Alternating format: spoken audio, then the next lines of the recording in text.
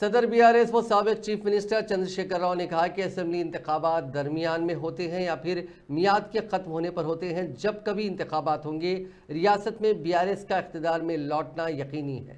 उन्होंने पार्टी कायदीन और कारकुनों पर जोर दिया कि वो रियासत में बीआरएस के इक़्तिदार में आने तक अपनी जद्दोजहद को जारी रखें। करीमनगर के वेनका वंका में बीआरएस के जलसे आम से खिताब करते हुए केसीआर ने कहा कि वादों की अमलावरी तक बीआरएस पार्टी कांग्रेस पर अपना दबाव बरकरार रखेगी। उन्होंने कहा कि तेलंगाना की तश्कील के बाद बीआरएस हुकूमत ने आसरा स्कीम के तहत मुख्तलिफ अफराद को 1016 रुपये वजीफ़ा दिया था। दूसरी मियाद में वजीफ़े की रकम 2016 रुपये कर दी गई थी। इसी तरह किसानों को रैतु बंधु स्कीम के तहत हर साल 10,000 रुपये फी एकड़ की माली इमदाद फराहम की गई।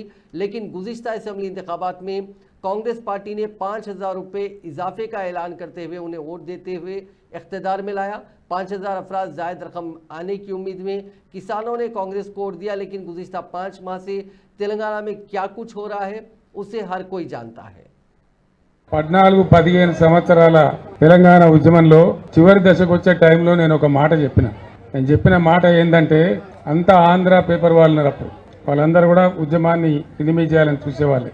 హైదరాబాద్ నుంచి నేను ఢిల్లీ పోతా ఉన్నా, ఫైనల్ లాస్ట్ బాల్ అన్నమాట క్రికెట్లో।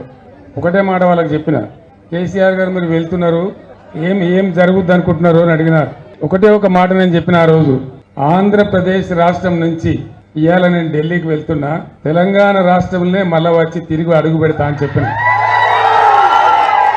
ఈ మాట చెప్పానంటే ఎంత ఆత్మవిశ్వాసం ఉండాలి, ఎంత ధైర్యం ఉండాలి, ఎంత నమ్మకం ఉండాలి, చిన్న విషయం కాదు। నేను ఒక్క మాట మాట్లాడితే నాతో ఆడుకునేటువంటి ఆంధ్ర పేపర్ వాళ్లకు ఈ మాట చెప్పిన నేను అన్న ప్రకారమే మీ అందరి ఆశీర్వచనం, మీ అందరి దీవెన, మీరందరు ఇచ్చిన బలం, తెలంగాణ ప్రజలు ఇచ్చినటువంటి బలం, దాంతో ఆ రోజు నేను విమానం ఎక్కి ఆంధ్రప్రదేశ్ రాష్ట్రం నుంచి పోయినా మళ్ళా విమానం దిగినా అంటే తెలంగాణ రాష్ట్రంలోనే దిగినా।